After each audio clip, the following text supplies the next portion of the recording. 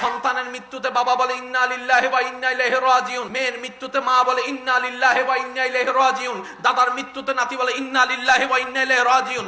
এবার বলতে বলতে হঠাৎ করে একজন বান্দা বামনায় পড়ে গেল।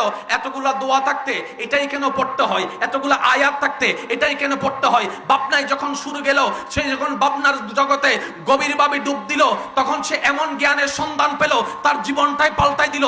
সেটা কি? বাবার মৃত্যুতে সন্তান ব্যতীত হওয়া, এটাই তো স্বাভাবিক। সন্তানের মৃত্যুতে বাবার কান্না করা, এটাই তো স্বাভাবিক। কিন্তু বলছে কি ইন্না লিল্লাহি, নিশ্চয় মারা যাওয়া বাবাটা আমার নয়, আমার আল্লাহর। আমার আল্লাহর, আমার আল্লাহর। সুবহানাল্লাহ বলেন না?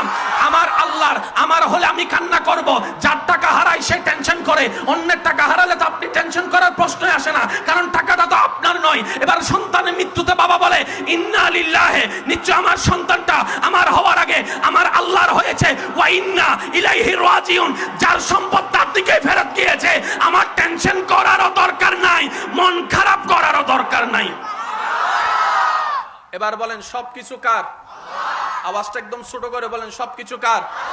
সম্পদ কার? জমিন কার? জ্ঞান কার? দেহ কার? ব্রেন দেওয়া কার? চোখ দিয়েছেন কে? হাত দিয়েছেন কে?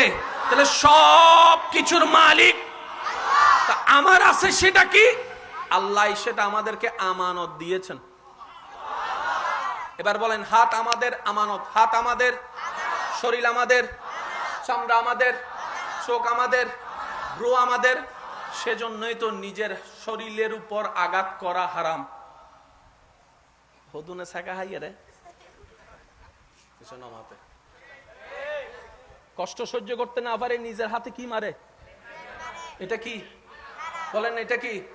কেন?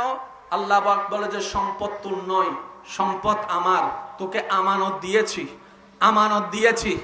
মালিক তোকে বানায় নাই, আমানত দিয়েছি ব্যবহার করার জন্য। বলেন না সুবহানাল্লাহ? এবার যে বান্দার মনে চিন্তায় ব্রেইনে সকাল সন্ধ্যায় সবকিছুতে বলে সব আমার আল্লাহর, আর একটু জোরে বলি, এবার বলেন তাদের আর কোনো টেনশন, তাদের আর কোনো দুঃখ, তাদের হারানোর ভয়, পাওয়ার লোভ। তাহলে ইন্না লিল্লাহি এটা কারা বলে?